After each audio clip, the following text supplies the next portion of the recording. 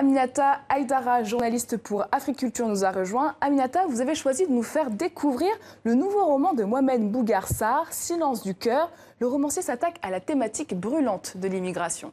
Oui, en effet, Silence du cœur, c'est le deuxième roman de l'écrivain Mbougar Sarr, Mohamed Mbougar Sarr, et qui nous parle de l'immigration irrégulière de l'Afrique vers l'Europe.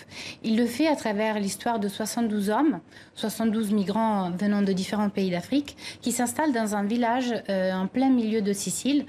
Et en fait, il le fait à travers leur passé, leur présent. Il s'occupe de décrypter leurs sentiments, leur quotidien. C'est très important parce qu'il arrête d'avoir la vision que souvent on peut trouver chez d'autres écrivains.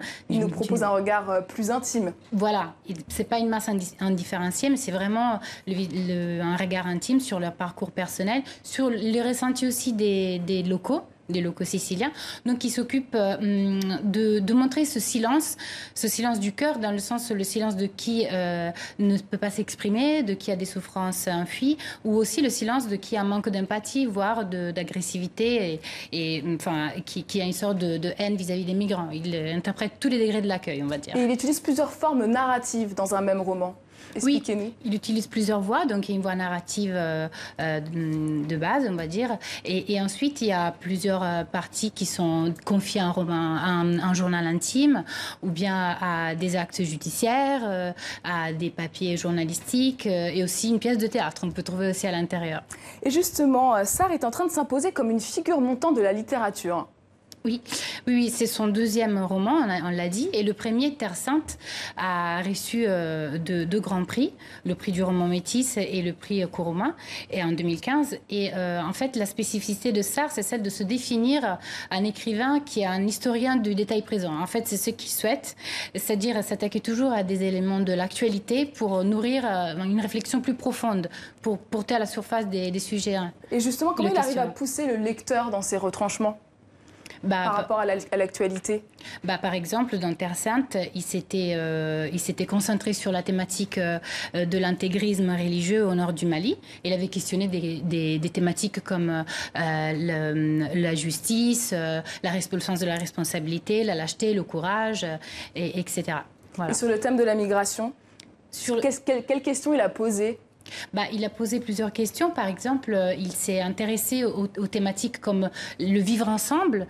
Qu'est-ce qu'est un migrant? Pourquoi on le définit comme ça alors qu'il s'installe quelque part? Et c'est pour ça qu'il décide d'ailleurs de donner aux protagonistes de ce roman le nom de ragazzi, qu'en italien signifie jeune homme, et de comprendre aussi la signification du mot attente. Pourquoi l'attente peut usurer les relations entre ces personnes et les locaux qui les accueillent?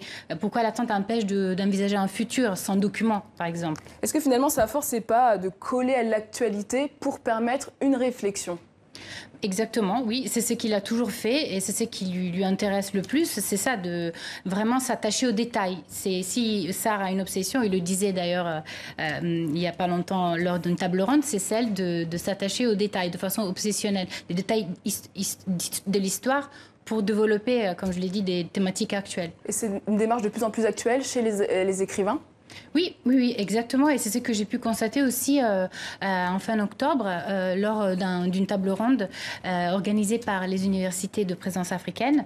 Dans cette table ronde, Sarr notamment expliquait, avec d'autres écrivains, l'importance d'avoir toujours un regard entre la proximité et la distance aussi vis-à-vis des sujets du sujet migratoire et des sujets qu'il incarne. Et j'aimerais à ce propos citer une phrase qu'il a dit. Il a dit « J'ai partagé des matchs de foot, des repas avec les migrants rencontrés en Italie, mais j'ai aussi pris la distance nécessaire et peut-être la cruauté de dire les choses pour ce qu'elles sont et pas pour telles que je voudrais qu'elles soient. » Donc c'est très intéressant ça, parce que c'est vraiment un souci de réalisme qu'il a eu et qui lui empêche, disons, de plonger dans deux pièges, le piège du misérabilisme, comme aussi le piège d'un détachement froid. Voilà. Merci Aminata. Silence du cœur, deuxième roman de Mbougar Sarr, est paru chez Présence africaine cet automne. Et votre confrère Amidou Anne en parle sur africulture.com.